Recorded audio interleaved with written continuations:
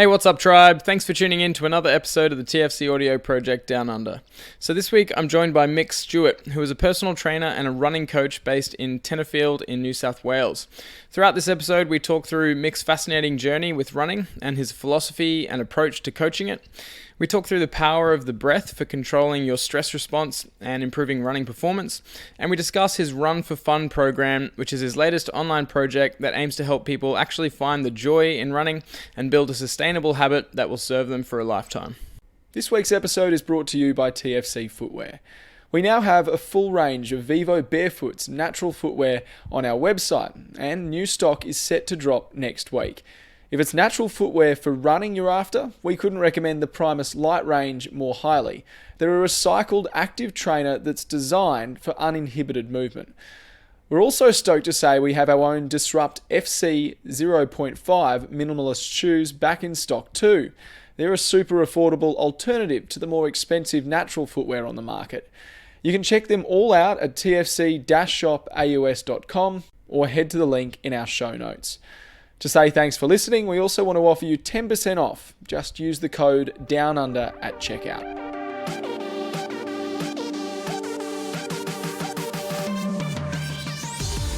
All right, Mick, thanks so much for coming on the podcast, mate. Thanks for having us, man. Yeah, pleasure. So we connected through Instagram. The amount of times that I say that on these podcasts, because I connect with a lot of people through Instagram, but you reached out and we got on a phone chat and got into what you're up to with like your running program and some of your running goals, which kind of shocked me a little bit, but also made me really interested to learn more about it and also to share it out with our community. So I'm excited to dig into all of that. But I usually just like to start with a bit of your story and background, sort of who you are, what you do, why you do it kind of thing, and we can just roll from there. Awesome. No, thanks for that. Well, yeah, my name's Mick. I have a company called Uncaged, where we're a strength and con platform developing busy people to live high-performance lives in life, not as in athletes. So it's for everyone, so you can have that adventurous lifestyle, do all the things you want to do, but for the busy individual. My background is, funnily enough, the complete opposite. I was brought up on the country life, living on the border of Queensland, New South Wales, which I'm back now because of COVID and all this stuff. Right. But I actually was brought up with the whole animation and games and stuff, and that was my original profession. I went into animation and game design. Really? Yeah, right. That was really fun. And that's what really inspires my fitness today, is seeing those good training monologues from like animation movies and stuff like that. And that always strives me to want to try and do more with my own training. But it wasn't until I got out of university, did a bit of games in Brisbane before the industry went belly up in there. And then went into being a glassblower down in Nimbin, to being the beer taster at Dan Murphy's. And that put me up to 150 kilos overweight. I see. So health and fitness my first half of my life was not very big on the health and fitness. True. Yeah, beer tasting would do it, hey? Oh, it would. It was beer every day. Yeah. It was good. It was, I love it. I still use a lot of it. A lot of my clients are surprised when I say, hey, if you go this beer, the calories might be more, but the consumption rate will be a lot less, so you'll end up not having as much. So inside knowledge. Yeah. But yeah, from that, my big turning point was my wife. She was my girlfriend at the time, wanted to take a break. And I was like, I want to marry this woman. What's going to make her want to hang out with someone like me? So that got me into training. Got me into doing the first thing I could think of that I hated, which was running. I lived at Daisy Hills at the time, so we lived at all those hills there at Daisy Hills. So the first thing I said was, I'm going to run up that hill. Nasty.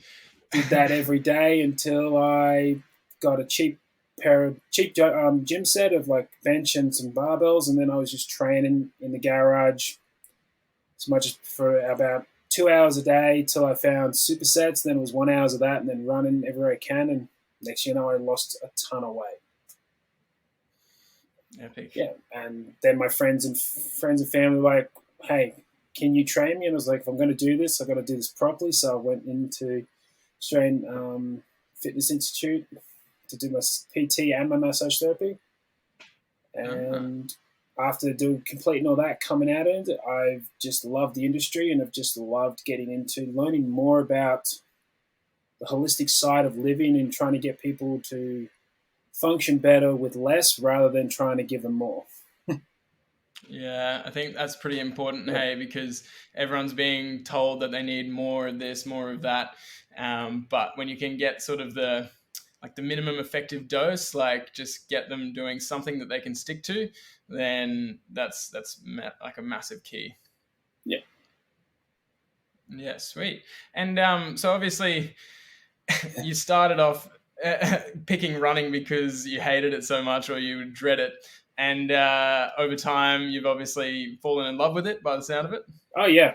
Running is my favorite thing of all. It's the thing I do to center myself. It's the thing I love coaching, especially to getting people back into coaching. It's my favorite. I love running because it's the one thing where it's the first level of survival we have as humans. We can change our environment with an instant if we can run. And, that's your first defense. I saw one of your posts that talked about that, and it's something that the same kind of sentiment that I've heard from like Erwan LaCour on some of his podcasts, and just about how, and other people as well, but like running is such a fundamental human thing, and it can not only, like, if you can run, not only does it reflect a good level of functional strength and aerobic fitness and so on, but it is literally can be the difference between life and death in certain situations. And no one necessarily thinks that they're going to be in one of those life and death situations, but until they are in that, and then they're like, geez, I wish I could run better or do more here, or I'm really thankful that I could run or sprint or change my position quickly, whether it's climbing or swimming or running. But running's that real obvious one that I think everyone should be able to do. Absolutely. Running is literally freedom. Yeah. And so was there a point in your journey, like you started off hating it and dreading it? Do you remember, was there a point at which you were like, actually, no, I love running? Or did it just sort of happen gradually and you sort of fell in love with it over time? I think it just gradually, it ticked to one point. I remember running because where I was living was great because I was at the base of Daisy Hills and it was just a straight up hill to the next street up to the top where it had this nice, beautiful lookout. So the first goal was running up there, and I think that's what made me love into it because I went from somewhere where I was at the base of a hill looking up, and then when I got to the top, I got to see so much. And it was going through trails and all that, and I think that's what made me just love it. Was I remember just one time when I missed one, I didn't run for a couple of days, and I was like, no, I want to get back into this. I'm itching for another run. So it just sort of clicked for me. But I think it really started clicking when you got to see so much more that you can't see in a car or anything like that. Yeah, 100%. Yeah, and it's interesting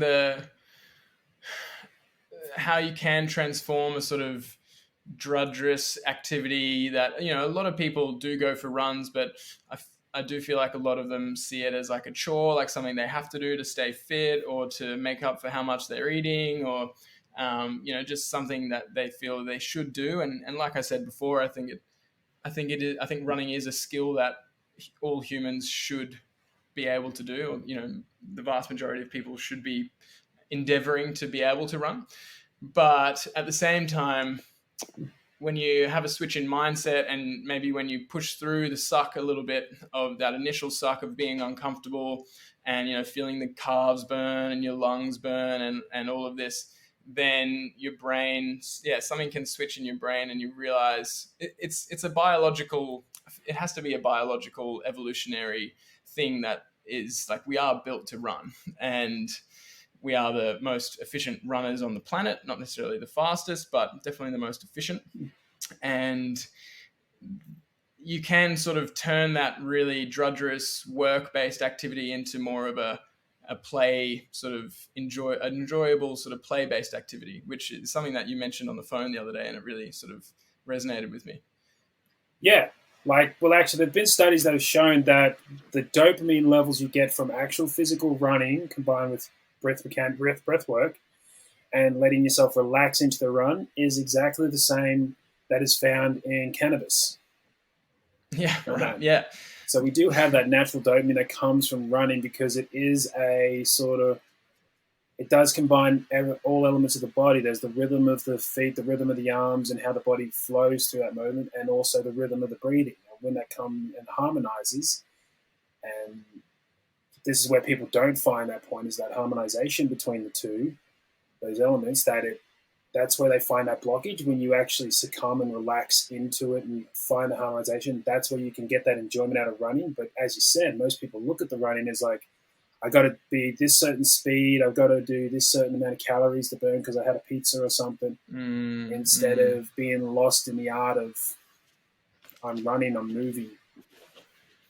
Yeah. And I think I was having this chat with Tom, he's a breath guy. He's called Breath Performance Physio on Instagram. Yeah. He's been on a couple of podcasts before. He's a good mate now as well. But we were talking about, I had a whole podcast on breathing for running, and I'm keen to hear about your journey with that. But we were saying how running, like there's a stressful pattern of breathing and a sort of more relaxed pattern of breathing. So, the difference between mouth and nasal breathing. And if you're running and you're trying to, zone in and get into a really good mindset and a flow state with the run, if you're using a stressful pattern of breathing, like upper chest and mouth breathing, it's going to be really hard to get into that. And you're going to end up more stressed as a result of that run. Whereas you can use the run to de-stress or relieve stress if you are tuning in to your breath and, like you said, syncing that rhythm up together. And at the same time, you get much better performance, much better recovery. And yeah, it just feels way better. So yeah, what has your, like when you first started running, were you just oblivious to the breathing, or did you sort of know about it already, or what was your journey there? So yeah, when I first started running, didn't really think too much of breathing. I'm asthmatic, and so I was just always assumed that breathing was just something I sucked at and couldn't fix. But after the first diving into running mechanics and seeing how ancient Spartans and hunter-gatherers techniques used to be on running and mechanical usage of the foot, and developing that, it made me start going down the hole of like, how do I get this stuff? Because like the one thing we're designed to as humans is breathe, and for some reason I already sucked at it. It's like, and being in that whole anime thing and reading of ancient warriors and Greek gods and stuff like that, it's like I'm already sucking at the one thing I want to do. So back in those days, they would have thrown me. So why this can't be a thing that I want to be stuck with? So that's when I started going into the breathing mechanics of it all.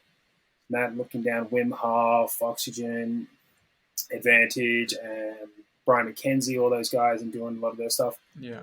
And I realized I wanted to start improving it. And when I made the adaptation, it was the best thing I ever did. It was made the running was way more fun because it's now easy to program for myself and my clients on how I'm breathing rather than on what time or speed I should be doing. But it also, for me as an asthmatic, it's stopped me using Ventolin, which is something I was told I was going to have to use for the rest of my life. I haven't used a puffer for about 4 years. Yeah, wow.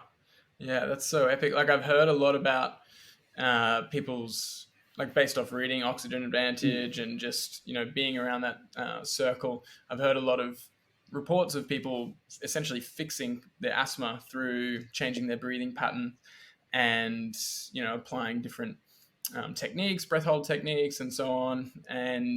But I've never actually met someone who's done it. So there you go. But it's definitely possible. And I think there's same with everything, I suppose, or most things in the medical system. It's quite a disempowering model where it's like, oh yeah, you've just got asthma. It's genetic. There's nothing we can do about it. You just have to manage it for the rest of your life. Versus, asthma is a breathing condition. It's related to inflammation of the lungs and so on. We can change that through habits and exercise and once you know that, I mean, I don't know, did you realize that you'd be fixing your asthma with the breathwork stuff as you went, or did you just eventually you were like, oh, I don't have to use my puffer anymore?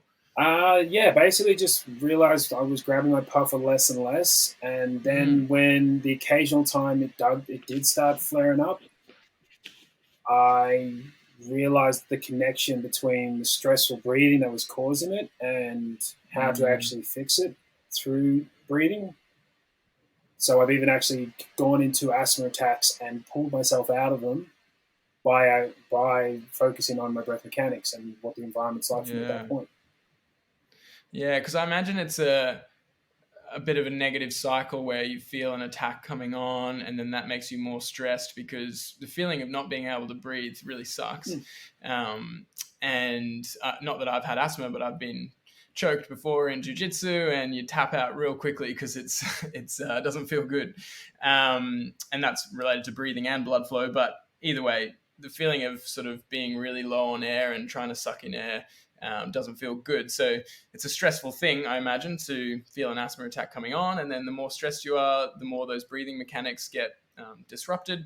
And then the more the attack comes on, basically. Yeah. And so I think that's a really empowering thing to realize that obviously it takes some training and some practice, but once you're aware of that, you can nip an attack in the bud before it like spirals into a full-blown asthma attack. Yeah.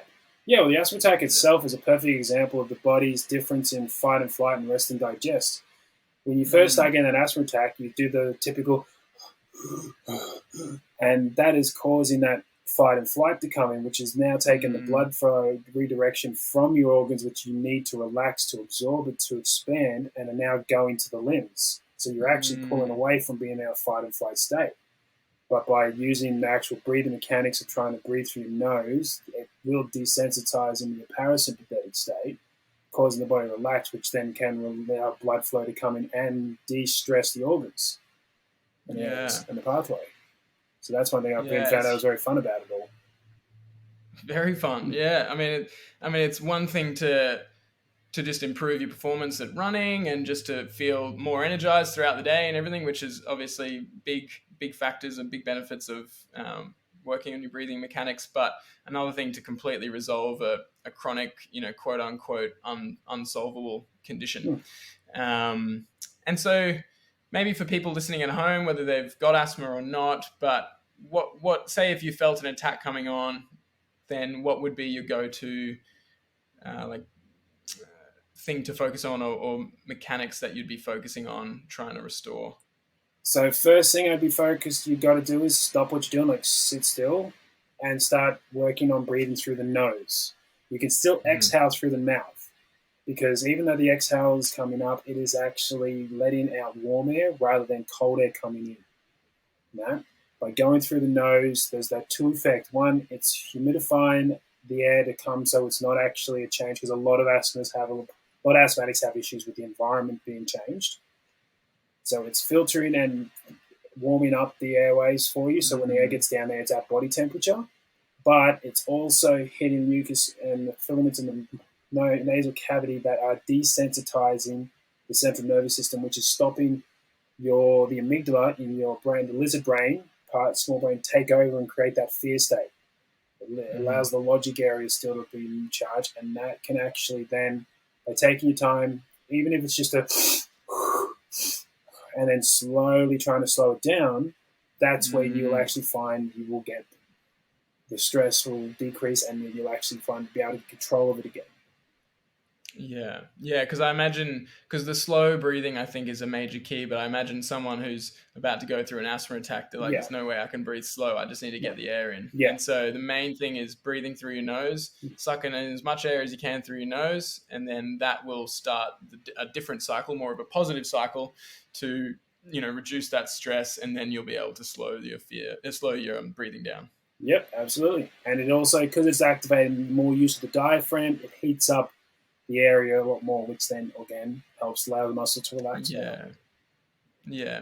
I think that's a major key that people need to be aware, is that the quality of air that goes in through your mouth is very different to the quality of air that goes in through your nose, because of all the reasons you've just said, like the warmth, the humidity, the filtering.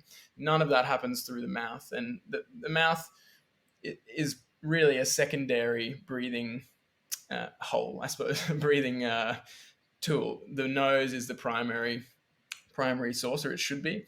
And so if you're listening, if you can't breathe through your nose, or if you find that you're constantly or consistently have like a blocked nose or something like that, it's very important that you figure out what's going on and try to reverse it. Because kind of like having I like the sink analogy. Like if you've got a blocked sink, you don't just, ignore the blocked sink and just work around it. You clear the blockage, because it's very important for the function of the sink. And yeah, it's more important than a sink, obviously. Absolutely. Yeah, it's a good one. I like that one. Yeah. And I think something as well, like even if you're not asthmatic, taking that approach to any situation where you find yourself sort of getting anxious or stressed or fearful about something, obviously if you're in immediate danger, you don't necessarily have to stop everything you're doing and just take a slow breath. You need to run.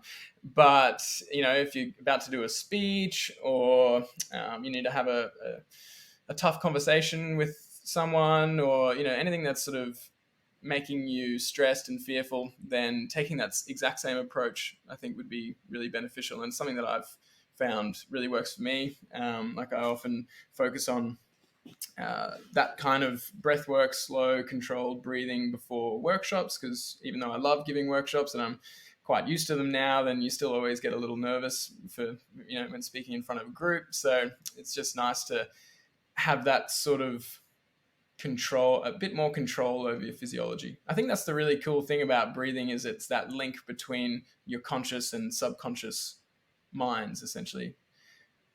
Oh yeah, absolutely. The ability of what breath can do on the mind and the physiology is just, it's awesome. It's one of my favorite things I still love teaching and going even into more dives about. Yeah, and like you can take it to the extreme, like people like Wim Hof, who use their breath and then to control their mind enough that where they can do a marathon in the snow with shorts, or in the desert with no water, and all of this crazy stuff. But you don't have to go that far. You can just use it to control your stress levels and improve your energy levels, improve your performance and recovery, and just feel better. Like most people. It is interesting that it's just not on anyone's radar. It's kind of like footwear, feet and footwear. Like people are just given shoes and they get used to shoes, and so they just think that that's the way to do it. And similarly with breathing, it's just, oh well, I've always breathed like this through my mouth. Like everyone breathes through their mouth. A heap of people habitually mouth breathe. I can't remember exactly how much. I think it's 1 or 2/3 habitually mouth breathe. Yep. Which is pretty concerning. But they just don't know any different. No one's told them, no, you really should be breathing through your nose. But then once you do, it's like, wow, how could I have gone all that time breathing through my mouth? Nasal breathing just feels so much better. Yeah, well, it's probably one of those things. Is like at first, it's hard work because we've been very unconditioned for it now. We've basically de-evolved ourselves to be unconditioned to nasal breathing. So it can be very humbling to do it. And that's what some people don't like, when they can get a device to put in their mouth that's already says it's going to make them breathe better, even though they're still mouth breathing and stuff, and help with performance. And footwear's the same, it's the shoe itself. The modern shoe is literally designed way to make it more comfortable and easier for anyone, rather than actually education and understanding on how the human moves. Yeah, I like the analogy. Yeah, because it is uncomfortable when you first start nasal breathing only. Like I have been doing some running lately. I haven't been as consistent as I'd like to be, but I'm feeling a good omen at the moment after this chat to get more G'd up for it. But one thing I have been working on in my runs is just using my breathing as the measure of how fast and how long I should be going. And at first because I just wanted to do nasal breathing only. So at first I was running for maybe I'd get 500 meters and I'd be nasal breathing only. And then I'd feel like, oh, I really need a mouth breathe. And so I'd stop, I'd walk until I controlled my breathing again. And then I would start running again, nasal breathing, and just rinse and repeat.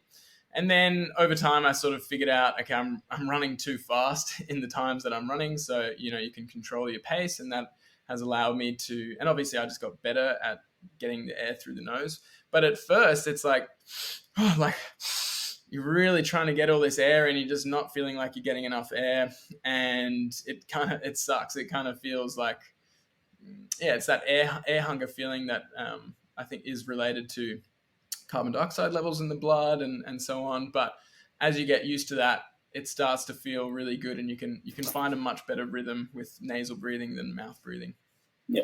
It comes down to also like, it's an unknown, like when you get into it the first time, yes, it's a whole different way, because you're used to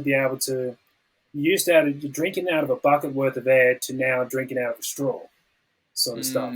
And yeah, it's exactly like how mouth breathing and nasal breathing is. You're getting a lot of air, but it's all going everywhere, just like you would if you were to take a bucket and put it to your head full of water and try and drink out of it. It's going to go everywhere. Yeah. But when you get a straw, you're trying to bring in just as much volume, but in a small hole.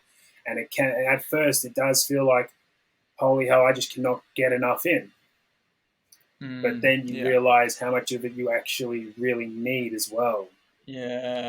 Yeah, exactly. Because if you're used to drinking from a bucket, you probably feel like you need a bucket's full worth of water. Whereas if you start drinking from a straw, you're like, oh, actually, that's enough water. Yeah. But yeah, it's a good point, because most people overbreathe. Especially because of habitual mouth breathing, and that leads to carbon dioxide. Like different tolerances of carbon dioxide in the blood, and so it's that feedback cycle where they breathe more and more, and therefore tolerate less and less carbon dioxide in the blood. And so it does take a transition period, just like with footwear. Like I think a good strategy for people to do if they're wanting to change to barefoot footwear is just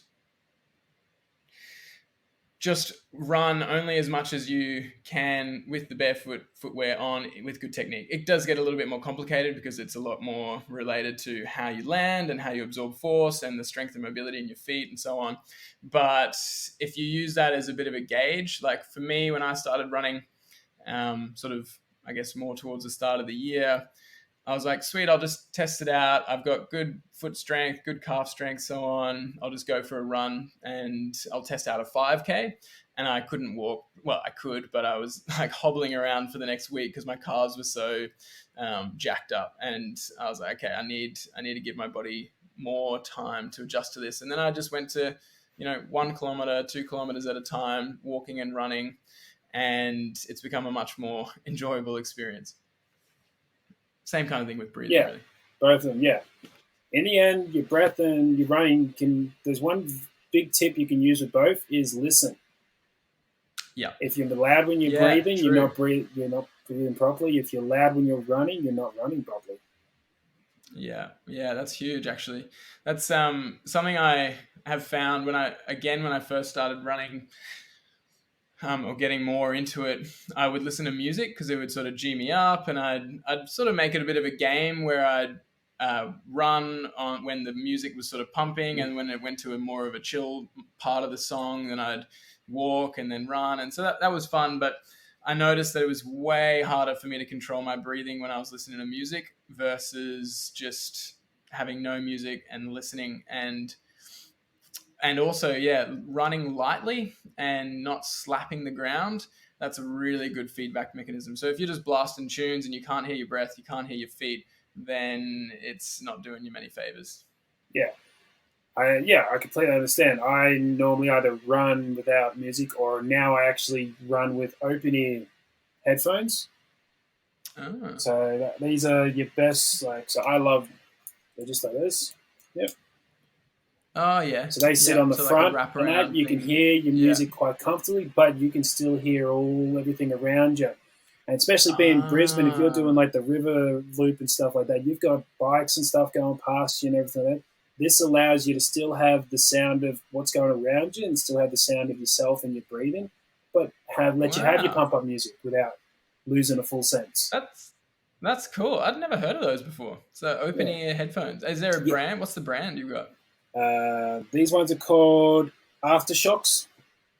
Aftershocks. Yeah, if you check out, there's a Wildfire Sport over in Milton. They've got a website and everything. Yeah. They have I live literally right up the road, pretty much. Yeah, I ordered them from there. They got a whole bunch of them. I send those sort of stuff to my clients all the time when they say I want to listen to music. I was like, do this, because then you can still. Because see, I run out in the country and we got trucks going by that'll go past me on some of my long runs, and I don't really want them suddenly surprising me. Yeah, they can be cool. They can cause you quite the jump literally out of your skins.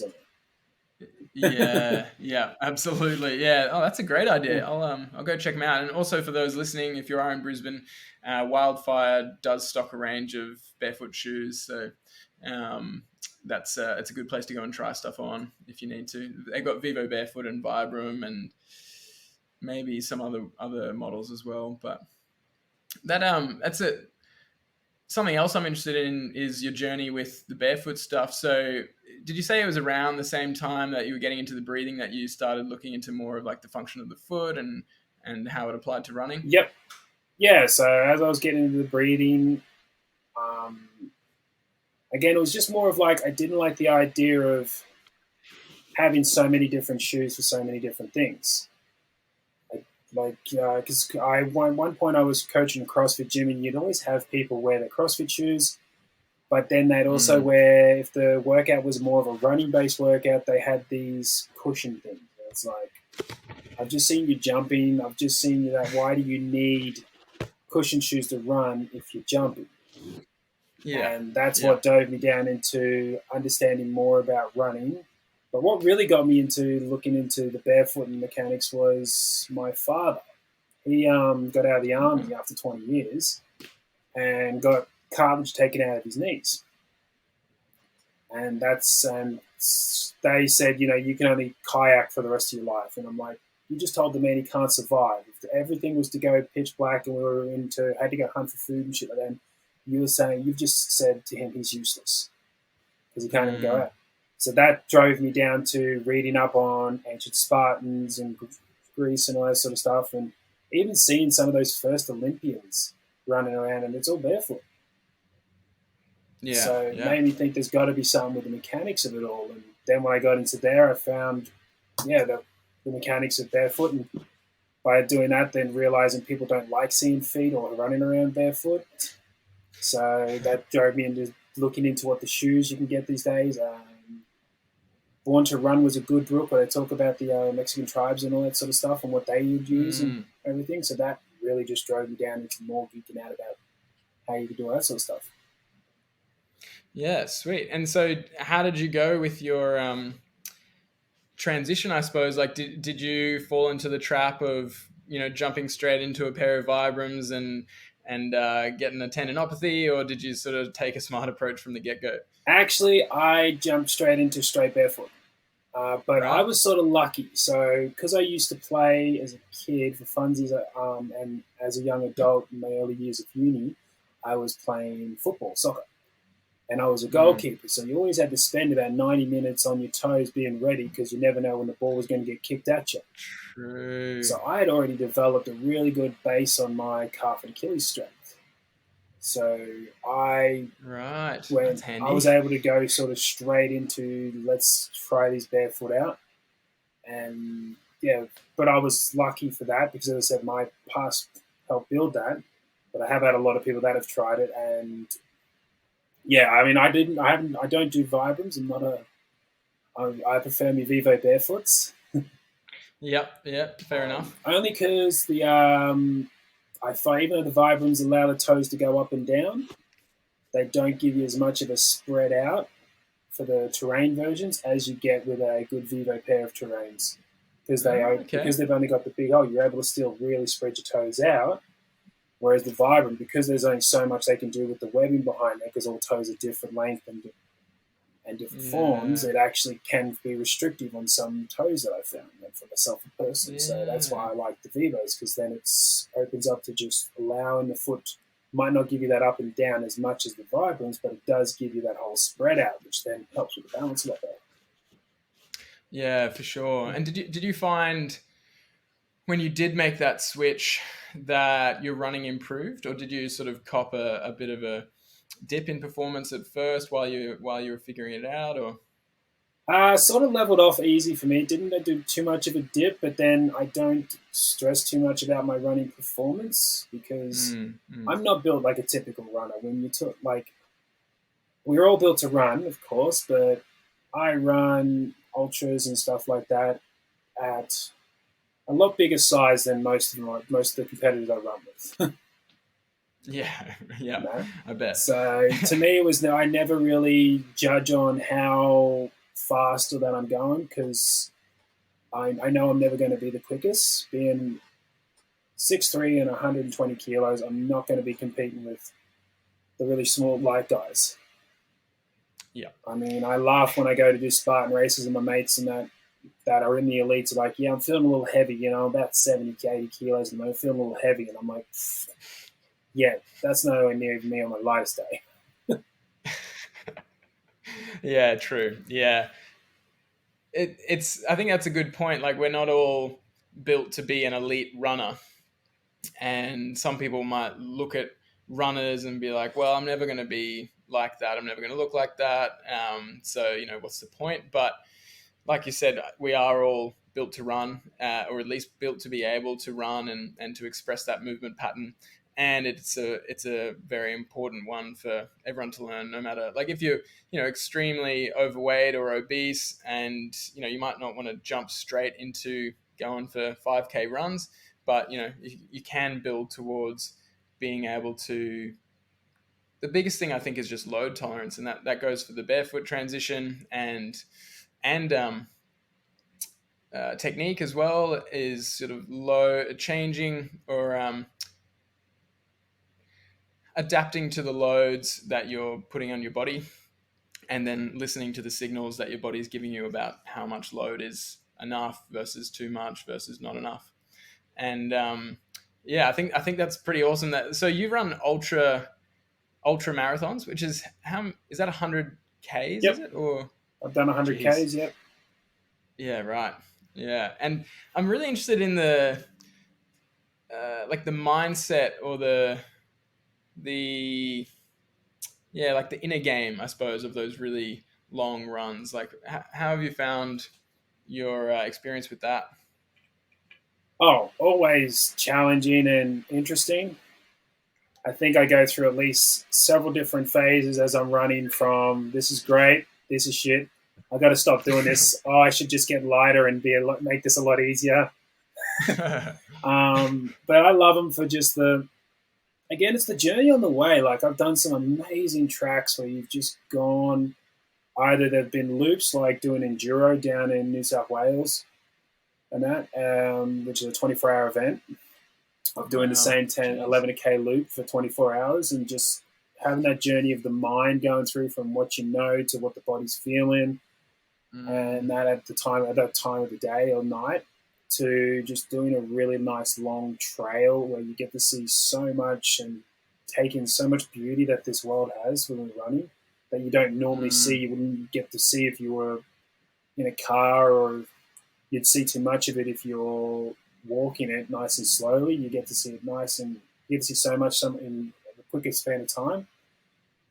And just etches into the mind of just remembrance for it. And that's what I love about it most.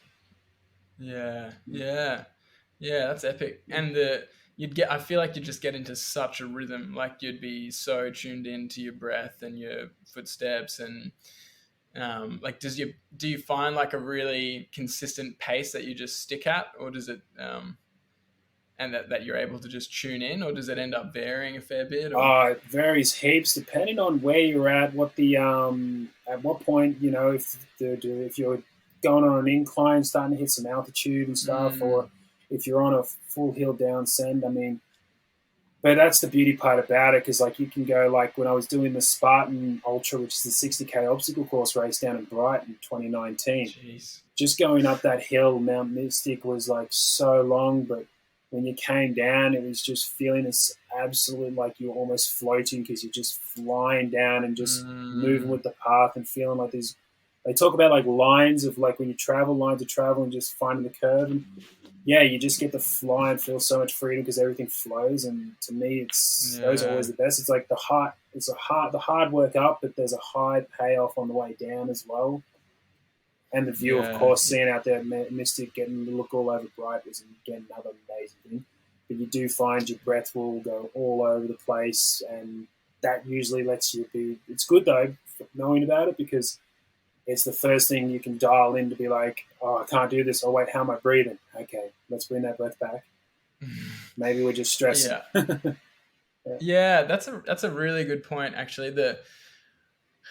You focusing on your breathing while you're running can be such a cool moving meditation, because I found that a lot as well, even on my short runs, because I'm at a different level, obviously, but I'll find myself being like, geez, I should stop soon. Like I'm running, I think I need to walk soon. Then I'll tune into my breath and I'll be like, oh no, I can control the breath. And then as soon as I tune into that breath again, then I'm like, oh no, I'm back into the rhythm. I feel good. And then, the same kind of thing might happen two or three times in the run, but I feel like you get better and better at catching yourself, and going, no, yeah, exactly. Like the trigger is, oh, I'm feeling like I need to stop. How's my breathing? Okay, sweet, I can change it. And again, it's quite empowering, and it feels really good when you do that. Yeah. Well, I'm inspired, mate. That's I mean, I don't think I'll be going out to doing any ultras anytime soon, but it's I think it's something that I've been wanting to explore in more depth, the sort of the art of running anyway. So it's a lot of factors are combining at the moment for me to take that on properly. So I'll definitely be coming to you for advice. By the sound of it, you're a great person to go to. You know a lot. And I think that's really cool that what you're doing in terms of exploring it so deeply yourself and taking it to the extreme level, and obviously exploring all the breathing mechanics and taking doing ultras and Spartan ultras and all these things, but then condensing all your knowledge and then putting that into a program where people don't have to go out and do all those things, but they can find a point of access that suits them and makes running enjoyable, which is what it sounds like it's all about. Actually, we should. I've just realized we haven't mentioned that program today so far, but yeah, let's talk about that. The Run for Fun program. Yeah. So yeah, it's just an 8-week program I've been doing with my group at the moment. It's as I said, because I love running. I mean, I love it so much now that I'm building myself up to start in November the 7th. I'm going to do 100 days straight of doing 45Ks every day. Yeah, right. And, so a marathon a day for 100 days. Marathon volume, basically. Oh. So it'll be like some days I might break it up throughout the day, but in the end, before I call it a night, I've got to have 45Ks of running done. Right. And that every day in my Vivos and stuff. And that's just something for me. It's because my personal little fun I want to do. And that's why, I wanted to do a program that could get people to find how enjoyable it can be. Because as you said, a lot of people when they run, majority of people when they run, they think they have to do it to try and burn some calories, lose some weight. Mm. And because they go in so stressed and so heightened, they actually don't do that. They start burning more sugars, which is not what their desired goal is to try and burn when they're trying to burn fat. And they get disheartened with it because they're going too hard. As you said, you started running nasally and they go too hard, working too hard, and it keeps hitting those roadblocks. But through this program and teaching people all the little tricks I have, that from running 3 times a week to doing skills work and mobility work throughout the week, just so you can have that weekend morning where you might only have a Saturday morning, you can get up and you want to do the park run, but you don't want to keep showing up at that park run and getting your ass handed to you at the very end.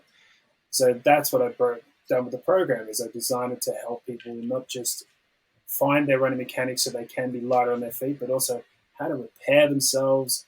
What signals do they use? What signals can they take in and then change their running on the fly if certain things are happening? And then not have to think of running as I've got to do so much volume if I want to run a marathon. I've got 9 times out of 10 when people decide they want to run a marathon, they're running 4 to 5 times a week. And by the time they get to the marathon, they're so broken physically and mentally from just the grind, the hitting the pavement sort of stuff, that it takes away the fun of just saying, hey, I could go out and run 42 Ks. Yeah, true. So just bringing the fun back into running, basically, and helping people pass those roadblocks, because I'm sure a lot of people can empathize with that or can resonate with that fact that, whether it's running or something else, there's always going to be roadblocks that you run into along the way, and how you deal with those roadblocks is very dependent on what kind of mindset you're going in with and what kind of guidance you've got, and whether someone's prepared you for that kind of roadblock coming up, and whether you've got someone that you trust to go to and ask about it. Otherwise they can sort of just derail your whole goal and vision, really. And so is that program, the Run for Fun program, is that just a local thing or is it an online thing as well? It's an online thing, basically. Because I live out in Tenterfield, which is basically 16 Ks from the border. Don't have a lot of people I work with, but I work remotely with everyone now while traveling around doing my breath workshops. And so this is just an online program where interact just like this.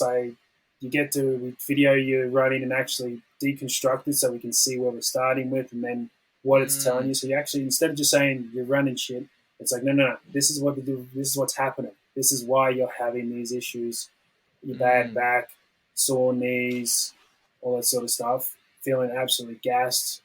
And then that is how we construct the program. So then you can actually have it developed to where you're at with your running style instead of just do all this. It's like, no, okay, we got to start with here, then go to here. And of course, as we've been talking about breath, it's very breath based as well, from learning how to use and unblock your nose to actually then incorporating nasal breathing as you run. Yeah. Wow, man, that's so valuable. And how have you found the results so far? How long have you been doing it? Basically, well, I've done this throughout for about 10 years now. I've been working with running and stuff, but this program is actually something I just put together after I didn't want to. I've done this on one-on-ones throughout my normal coaching, and this is just something I've done recently to put together due to the fact that I just wanted to help more people running. There's a lot more people I'm hearing running out there. I see a lot of friends that are running, and then they're posting, "Oh, I got new shoes because I was getting shin splints," and it's like it's not the shoes not going to help you. You're going to end up with worse now because they got like the new Nikes that have so much cushion here and little there, and So it was just something I wanted to put together, something that's more accessible for everyone that can basically help them better and longer, so they can, instead of thinking I want to get as much running as I can until I start to phase out, it can be like I want to keep running till I'm on the deathbed. Yeah, awesome. Yeah, well, we'll have to. Is there a specific website for that? At the moment, it's just communicating through social media so far. I'm reconstructing my website at the moment with all the new stuff and everything. It's had to do a new reconstruction of it. But so otherwise it will be uncaged.live is where you can eventually be able to get all this from. But otherwise, just shoot me a message on the socials. I'm very easy to talk to as we caught up that way. Yeah, exactly. So and on socials, it's at Mick Uncaged or _ Uncaged. Yeah, Mick _ Uncaged.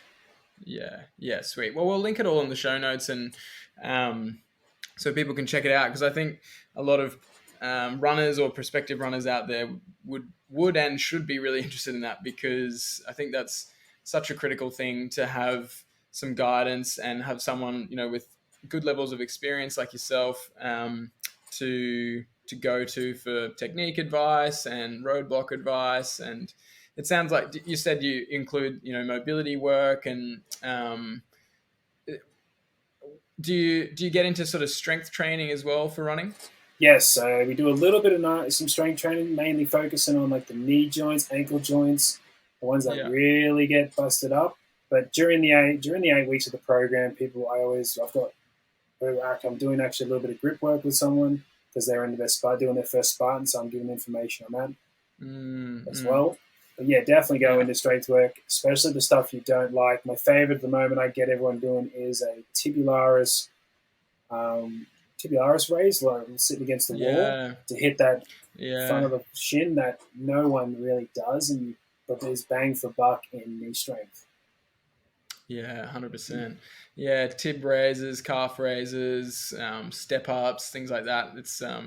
That's so huge, and it's kind of boring slash not really glamorous type exercises, where it's just repetitive and you're just working the crap out of these muscles and tendons basically. But it really pays off, because if you want to build up your volume with running, then you do need a lot of load tolerance, and obviously your technique plays a huge role in how much load goes through your body. But if you want to use your tendon springs and run with efficient mechanics, then you're going to need enough strength and mobility through those areas. So I think that's pretty big, because I know I imagine a lot of running programs, probably mostly centered around technique and actual programming, like volume and progressions, which is all obviously important. But if you're missing some of those key factors, like most people are missing tibialis strength and calf strength and knee strength, because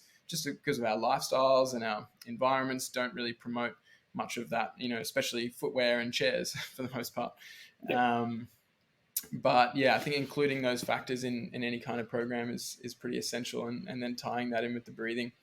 That's I'm gonna have to look into it, actually. Well, that's like what sorry, go on. that's what I designed the program for, is because, like as you said, it's about trying to be more sustainable for a lifestyle. We use so the tib raises, I get my clients doing them to help break up the day at work, so that way they get to be actually more alert throughout the day. Because if you say you've got 3 sets of 20 to do, if you do one set every hour, you get that little bit of break. It's no more than a minute. But over the day, the volume adds up. And when you do stuff like that where it's working on the skill of running, the volume needed to run isn't as much. Like as I said, for the Spartan one, where the 60K, the most I ran leading up to that was no more than 15Ks. But I focused more on the skill, and that's what this whole thing's about. Is like when you work on the skills and elements, you can almost run any distance you want to a certain degree. Yeah, that's epic. Yeah, I think like I said, I won't be racing out to do 100K, but I think having something to aim for, some kind of event or something in the diary where you're like, sweet, I'm keen to train for this. I think that's probably a big key as well. That's something that I haven't had. Mind you, me and a bunch of mates have started a soccer, like a small 6-a-side soccer comp, and we had our first game the other night, and I was pretty gassed. And so that's good motivation. But I think also just having some kind of goal or some kind of relevance to help keep you motivated is a big thing. Is that something that you include in the program? Like, do you get people to do a 5K, or I guess it doesn't sound like it's as much as focused on distance, but do you generally encourage people to sign up for something? Or I try to get basically when people sign up, I organize a consult, we chat about it and stuff, and I see what goals, why they want to run, and that's what we focus on. So for me, like as I said, the 145Ks a day I want to do is leading up to my first child being born. Yeah. Right. So I want to keep myself accountable and build up an engine, so I know when my kid's born, I should have an engine that can help out as much as possible with that. And so that's my own little personal thing, which is because I don't really worry about events anymore. I do them for funsies, but usually for me it's this is in next month. I might see if I can jump in on that. Because with my training and lifestyle, I like to keep myself keep everything within striking distance. So you only have to change up certain elements for a a month or two. Yeah, They do. But yeah, so that's only with the running, I like to find what goes motivated. Some people are quite motivated. I've got a few of them that are trying to do a 12K in Adelaide in November. Yeah. Some of them actually want to be able to run while their kid rides their bike for a 12K. So we do set markers to try and get to those points and say we're going to do it this date or whatever. But yeah, generally I like to find what motivates the person for what got them to want to come talk to me first about it, and then what's the motivation to pick it? Because once you find some of those, sometimes it's the event can be more of a hassle because you think you've got to perform a certain way, whereas the act of doing it for something of enjoyment can actually create a greater feeling because you know you're getting closer to being to a point where you are going to enjoy it. Yeah, true. Yeah, that's a good point. And I think Spartan, applying the individualized approach is huge, and making sure that you're both on the same page about what the person's working towards is really good. And I think for me, if I signed up for just a random 10K event, it wouldn't be as motivating for me as, say, it's something like a Spartan race, because I love the idea of like trail running and being out in nature and, not just straight running, but, getting over obstacles and things like that. And obviously the soccer is a good motivator for me because I want to pull my weight on the pitch. And so, it's I think delving into that is very important. It sounds like an epic program, man. It's well done on creating it. Yeah, I've been enjoying it. It's one of the most, it's a lot of fun, actually. I've really been enjoying diving into this one. Yeah, I bet. And I'm gonna keep an eye on it. We'll have to keep in touch, and I'll look into doing it as well, actually, because I think I'd love to go deeper into it all. Like I've obviously got maybe more of a background knowledge than most about a lot of these things, but I'm always interested to. I think there is something special about, or something significant about, working with someone who's done it all before and taken all of their wisdom into something and made a program. Like there's so much you can find for free, or by reading books, or by researching on the internet, but it's just not the same as working with someone who's been in the trenches and can help guide you through different things, and there's a different level of accountability and motivation. And I think especially when you add in that sort of personal factor of a consult that goes through your goals and whys and all of these things, it all adds up to make for you're much more likely to get a better outcome, rather than if you did all that stuff on your own, it would take you a lot longer and you'd probably run into some roadblocks that you'd really struggle with. So yeah, it sounds epic. Yeah, it is. I mean, one of the examples, I just programmed for one of the guys that are doing it. He's a father. So I showed him a thing of how you tie a resistance band to a strap to a bike and go for a run, dragging his kid around. Oh, that works on activating the glutes better in his running, and now he's also getting some father-son time. Yeah. And that's why I do the consults, because there is all this information's out there. I've gotten it from all these other places, but not everyone can relate to a 30-year-old single person who can run anytime they want because they're an elite athlete and have just always ran for their entire life. And then some people are busy. I've got to work. I've got a family. I want to spend time with kids. I don't want to be saying, no, I can't hang with you. I've got to go for a run. The two are completely almost polar opposites. So you can't really it's hard to relate with all the information, especially when a lot of it's coming from coaches that do spend more of their time just having this extra time to incorporate whatever they want.